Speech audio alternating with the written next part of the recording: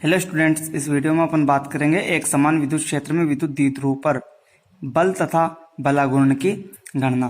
तो एक समान विद्युत क्षेत्र में क्या होता है कि विद्युत क्षेत्र रेखाएं जो होती है एक दूसरे के समांतर होती है तथा समान दूरी पर होती है तथा सभी एक ही दिशा में होती है।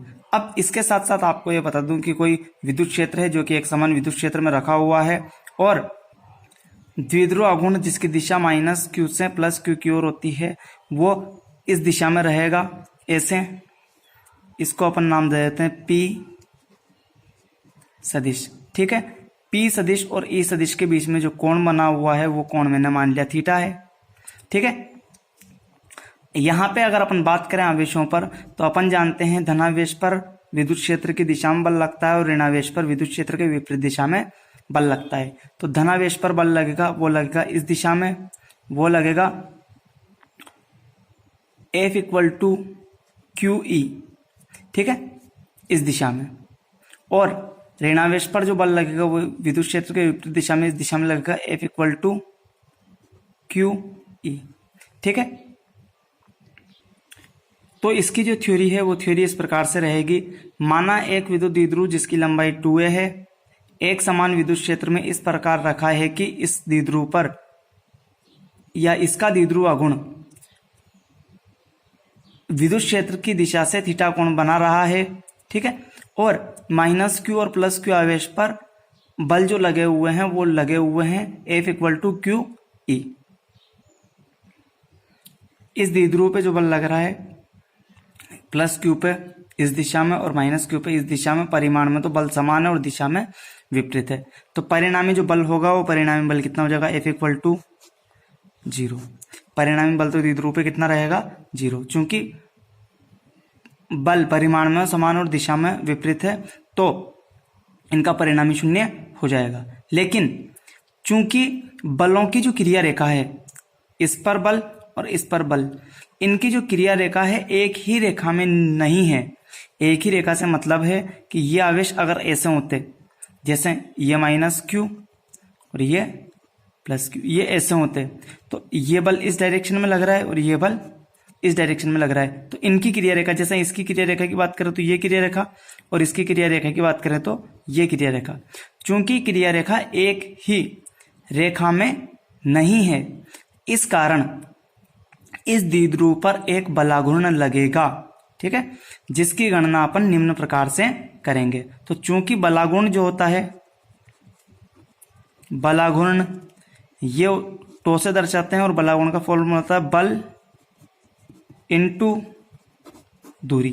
ठीक है, यहां पर फॉर्मूला जो इसमें बल है, बल इनटू दोनों बलों की क्रिया रेखाओं के मध्य न्यूनतम दूरी। ठीक है, और आगे अगर अपन बात करें तो F इक्वल टू अपने पास क्या हो, टो इक्वल टू अपने पास क्या हो जाएगा बल इंटू लंबवत दूरी जो है, लंबवत दूरी ये है न कि ये, इसको लंबवत दूरी मत मान लेना, ये लंबवत दूरी है यानी इसको मैं C ले लूं तो ये हो जाएगा अपने पास बी सी। अब अगर यहां से अपन देखें त्रिभुज ए बी सी में, तो त्रिभुज ए बी सी में देखो तो साइन थीटा बराबर क्या होता है लंब बटे कर्ण। ठीक है, ये थीटा है चूंकि, तो ये भी थीटा। अब अपन जानते हैं थीटा के सामने लंब यानी BC अपन कर्ण अपने पास हो जाएगा AB, तो ये अपने पास हो जाएगा BC अपॉन 2A। तो अपने पास लंबवत दूरी BC इक्वल टू क्या आ जाएगा 2A साइन थीटा। अब इसके बाद आगे अपन देख लेते हैं, यहाँ पे मान रखते जाए तो टो इक्वल टू F का मान कितना है F equal to Q E. तो Q E into 2A sine theta.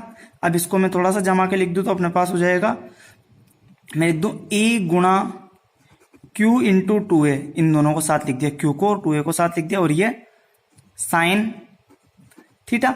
अब यहां से आगे देखते जाओ तो टो इक्वल टू अपने पास क्या हो जाएगा E गुणा P साइन थीटा, या फिर इसको अपन बोल दे PE sine theta, PE sine theta. ये बलाघूर्ण का व्यंजक है। ठीक है, अब चूंकि अपन जानते हैं कि ए बी साइन थीटा बराबर होता है A सदिश क्रॉस B सदिश, ठीक है, तो यहां से अपने पास हो जाएगा टो सदिश इज इक्वल टू पी सदिश क्रॉस ई सदिश। ठीक है,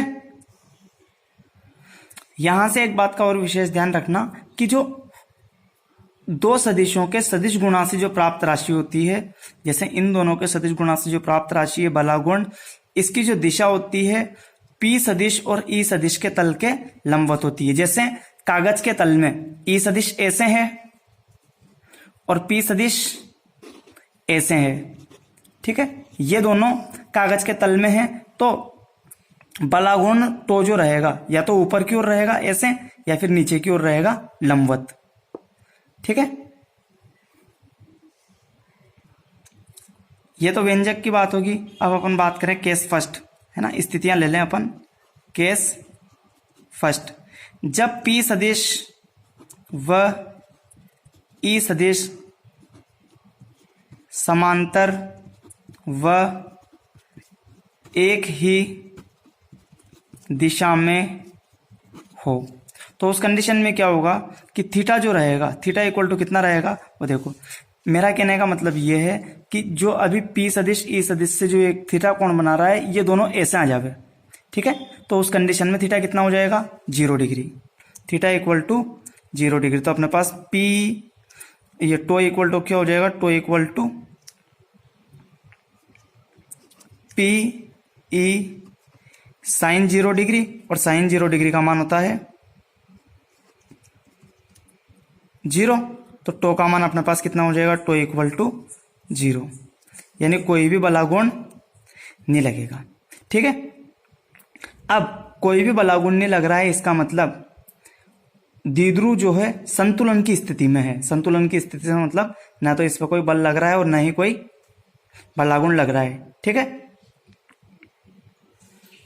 इस स्थिति में द्विध्रुव स्थायी संतुलन की स्थिति में होगा। अगला केस है केस सेकंड, जब पी सदिश और ई सदिश लंबवत हो, तो लंबवत वाली कंडीशन में क्या होगा, मैं लंबवत वाली कंडीशन बता देता हूं आपको। तो क्या होगा, देखो कि जैसे अभी जो द्विध्रुव आघूर्ण ऐसे है ना, वो ऐसे नहीं होकर ऐसे हो लंबवत, तो यानी इस कंडीशन में थीटा कितना रहेगा, ई सदिश और पी सदिश के बीच में, वो रहेगा 90 डिग्री। तो थीटा इक्वल टू 90 डिग्री, और साइन 90 डिग्री का जो मान होता है वो होता है 1, जो कि इसका मैक्सिमम वैल्यू है। ठीक है, यहां से अपने पास अब क्या हो जाएगा, tau equal to P E sine 90 degree, यानी पी ई जो कि इसकी मैक्सिमम वैल्यू है। यानी अपन ये कह दें कि इस स्थिति में द्विध्रुव पर बलागुण अधिकतम लगेगा। अगला केस है केस थर्ड, जब पी सदिश और ई सदिश एक दूसरे के विपरीत हो। पी सदिश व ई सदिश विपरीत हो, तो थीटा इक्वल टू कितना हो जाएगा, 180 डिग्री। ठीक है, तो यहां से साइन 180 डिग्री का मान जो होता है वो होता है 0। तो यहां से टो इक्वल टू अपने पास आएगा पी ई साइन 180 डिग्री बराबर पी ई गुणा 0 बराबर 0। यानी इस स्थिति में भी बलागुण कितना लगेगा, 0। लेकिन ध्यान रखना, यह जो स्थिति है द्विध्रुव की अस्थायी संतुलन की स्थिति होगी। अब अपन बात करेंगे विद्युत द्विध्रुव से संबंधित आंकिक प्रश्नों के बारे में। ठीक है, तो पहला प्रश्न है अपने पास, NaCl अणु में Na प्लस व Cl माइनस आयन के मध्य दूरी अपन को दे रखी है 1.28 एंगस्ट्रॉन्ग। अणु में विद्युत द्विध्रुव आघूर्ण की गणना अपन को करनी है। तो मैं यहाँ पे थोड़ी सी एक बात बता दूं, 1 एंगस्ट्रॉन्ग इक्वल टू होता है 10⁻⁻10 मीटर। ठीक है, ये काम में आएगा आगे। अब यहाँ से एक बात देखें कि Na प्लस का मतलब क्या है कि 1 इलेक्ट्रॉन की कमी, तो यानी इस पर चार्ज क्या है, 1 इलेक्ट्रॉन की कमी के बराबर, 1 इलेक्ट्रॉन पर आवेश के बराबर आवेश है, और आवेश क्या है, धनावेश। तो अपन Q बराबर Ne से, Ne equal to 1 into 1.6 into 10⁻⁻19 coulomb. तो अपने पास Q आवेश का मान कितना है, 1.6 इंटू 10⁻⁻19 कुलाम। अब अपन जानते हैं द्विध्रुव आघूर्ण P बराबर होता है Q इंटू 2a। तो ध्यान रखना ये जो अपन को दूरी डिस्टेंस जो दे रखी है ये 2a की वैल्यू है। ये किसकी वैल्यू है? 2a इक्वल टू अपने पास 1.28 एंगस्ट्रॉम। यहाँ पे गलती ये नहीं करें कि आप a की वैल्यू रख दो और फिर आप लोग सवाल करो तो अपना सवाल गलत हो जाए। चूंकि अपन ने -q और +q इन आवेशों के बीच की दूरी को अपन ने माना है 2a। क्या माना है? 2a। तो इसका मतलब ये जो है अपन को 2a की वैल्यू दे रखी है 1.28 एंगस्ट्रॉम। अब अपन क्या करेंगे?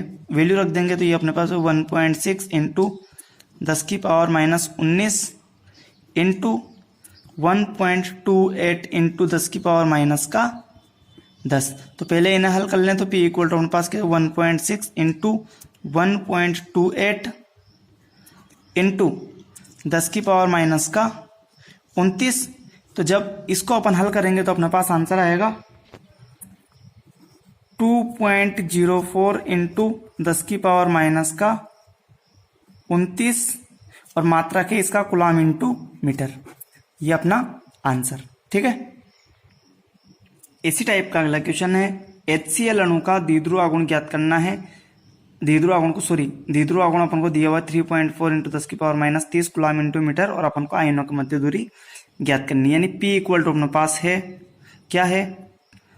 3.4 इंटू 10⁻30 कूलम इंटू मीटर। ठीक है। और अपन को निकालना है 2a।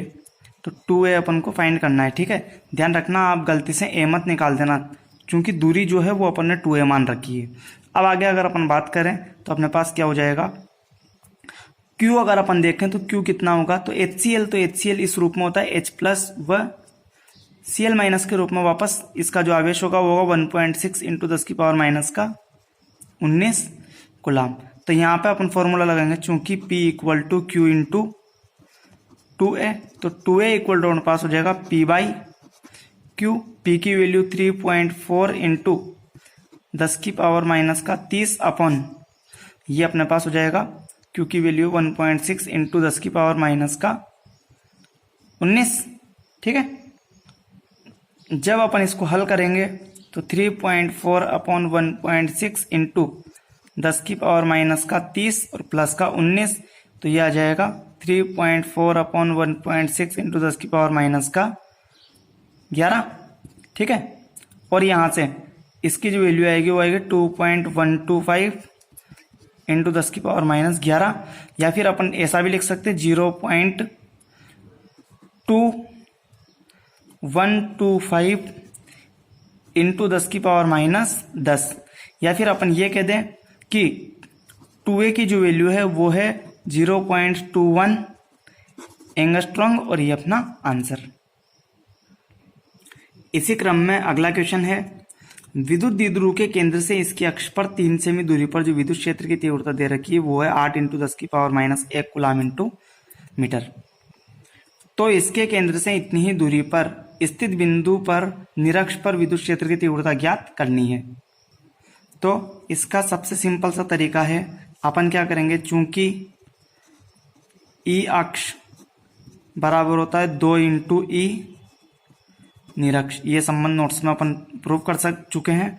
अब यहां से E निरक्ष क्या होगा? E निरक्ष इक्वल टू अपने पास हो जाएगा E अक्ष अपॉन 2।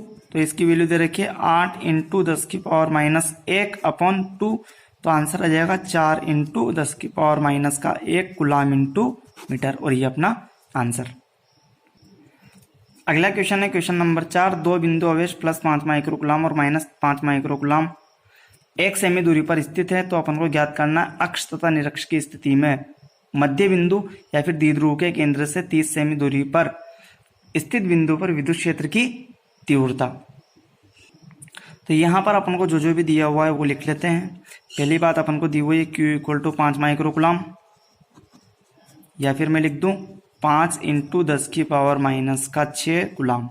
ठीक है। इसके बाद 2a दे रखा है 1 semi. 2a equal to 1 semi या फिर 10⁻2 मीटर।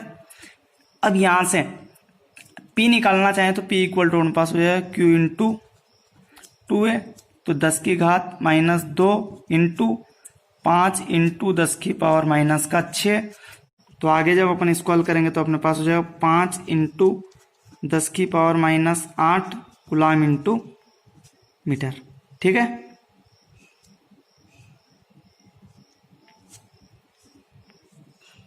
आर अपन को दिया हुआ है 30 सेमी।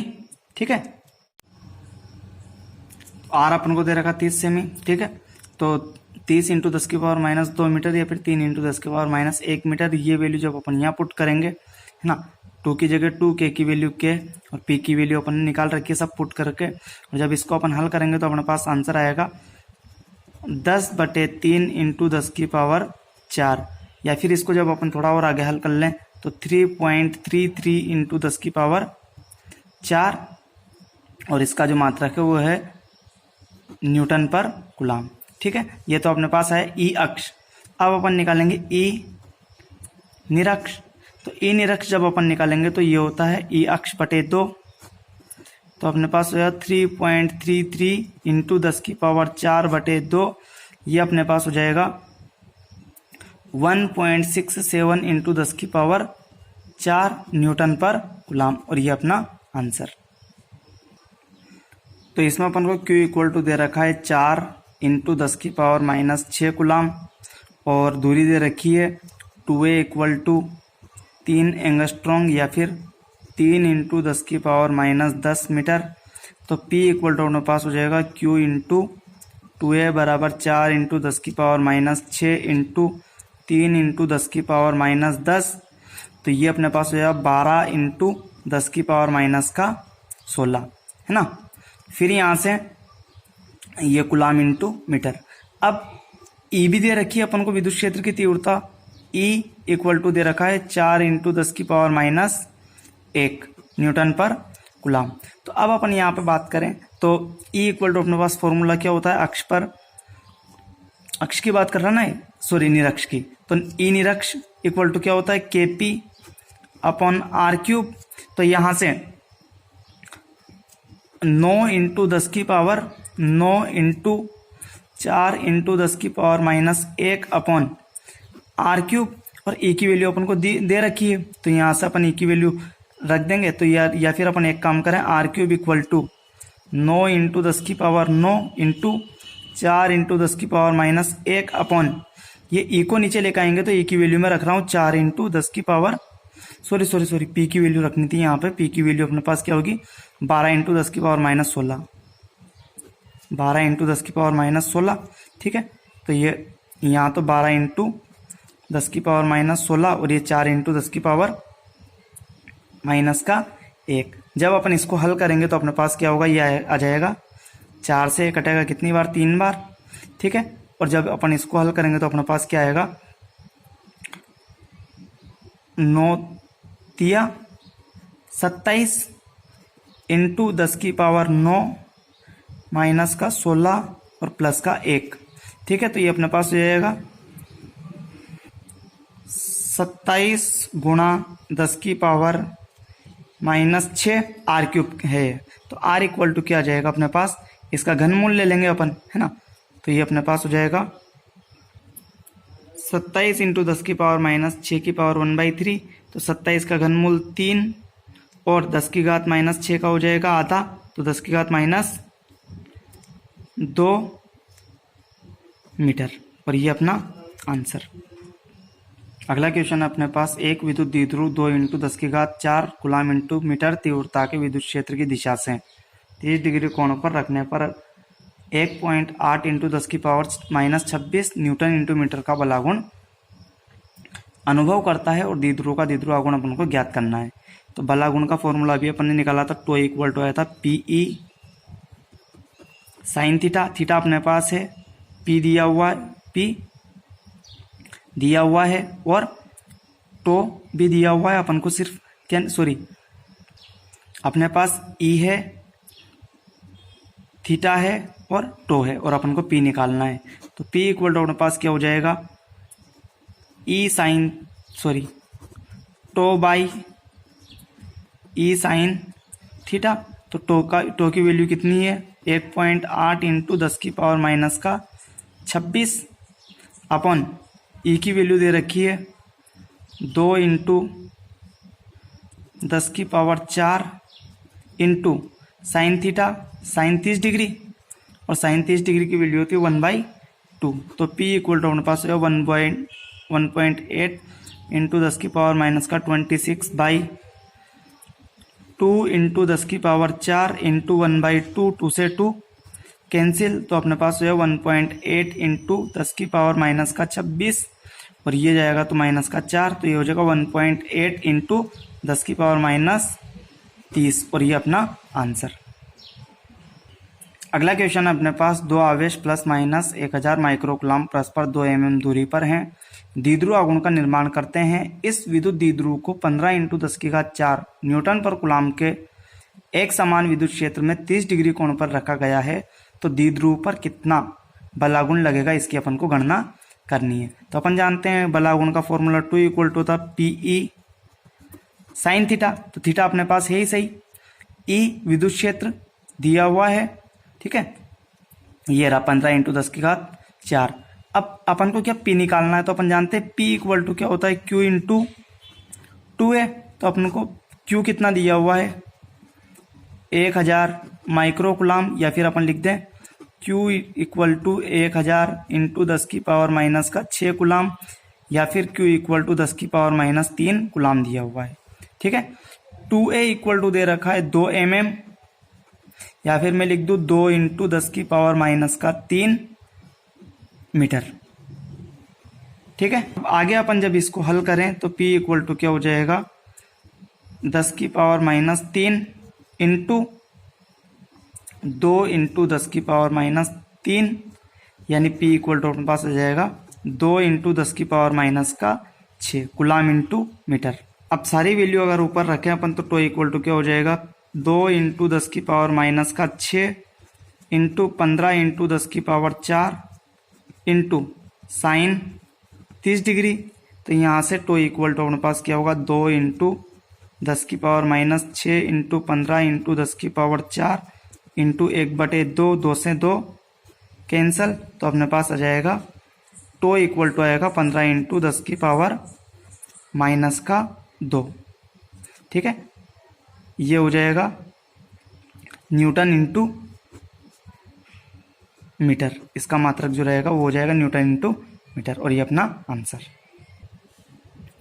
इस चैप्टर का लास्ट टॉपिक है विद्युत बल रेखाएं तथा गुण।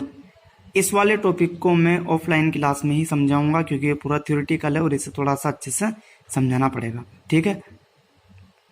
धन्यवाद। यह आपका चैप्टर नंबर 1 सफलतापूर्वक समाप्त।